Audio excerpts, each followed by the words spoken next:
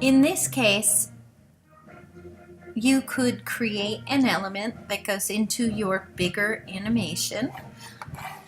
You'd create the artwork, put it on its own layer. So in this case, the student wanted a shooting star. Here's the drawn artwork. And we're going to move this shooting star from one place to another without having to create many individual frames. We're going to use the feature in the program called motion tweening. In order to make a motion tween, you have to turn your artwork into a symbol. So I'm going to right click, convert to symbol, and whether I keep it a graphic or a movie clip does not matter at this point. You definitely do not want to pick a button. That will be something totally different. So I'll keep it as a graphic, and let's label it appropriately. It's a shooting star. When you convert to symbol, all those symbols will show up in your library, just like when you would import sounds to your library. They'll all live in the library, can be used as many times as you want without increasing the size of your file. So I'm going to click OK, and now you can see the shooting star over here. So you'll also notice once something is a symbol, it has the blue box around it with a target in the middle. I want to now move this shooting star from one side of the stage to the other. And I have one keyframe up here. All I need to do is identify a span of frames. I'm going to go to frame 40, and I am going to insert a regular frame. You only start with one keyframe. The rest of the frames in the span are regular. There's nothing on them. So we have artwork only here on the beginning frame, the first frame, and it holds throughout the rest of the time.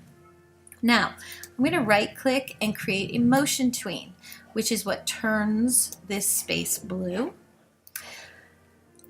On the first frame, that's where your shooting star would begin, or whatever art you've created as a symbol. So I'm going to put this off stage, and let's go to the last frame, and at that point I want it to be off stage again.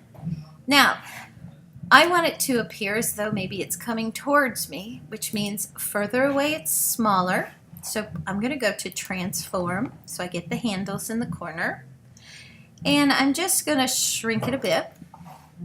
And now I'm going to go back. If you'll notice, there's a tiny keyframe here. That keyframe was created by me moving the symbol. Now I want to increase the size of this just a bit, and I might want to rotate it. So I start small and the tail is in the air, and I end larger with the tail coming more across, and I could even resize it bigger if I want.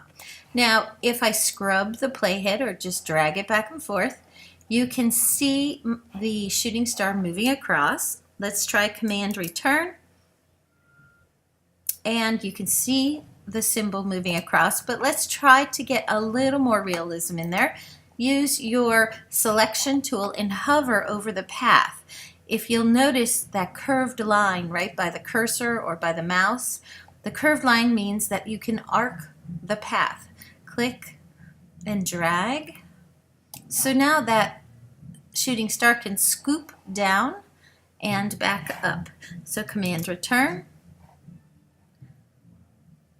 And look at that. It's just shooting through, and it's on its own unique path.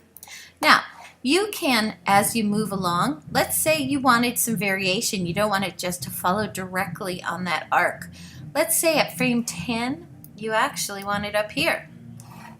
And at frame 20, you actually want this down here. And let's go to frame 30, and we're going to bring it up. And now let's watch that unique path as that shooting star moves across the screen. However, if you decide you don't want all those, you'd have to try to undo Command Z.